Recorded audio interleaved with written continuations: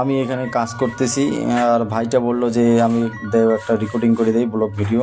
তো ভাইটা রেকর্ডিং করে দিচ্ছে ব্লগ ভিডিওটা। ভিডিওটার সাথে থাকেন, দেখতে থাকেন, ঠিক আছে।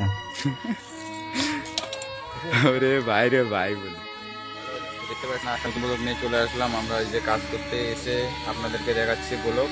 তো দাদার একটা পেজ রয়েছে মনের মাঝে তুমি, সবাই চেষ্টা তো দেখতে পাচ্ছেন দাদার আমি কাজ করতেছি, সেটাও ব্লগ প্রচুর লোক। তো দেখতে পাচ্ছেন এই যে দাদা বলে একটু নেশা করে গেছে, খনি খেয়ে নেবে এখনই।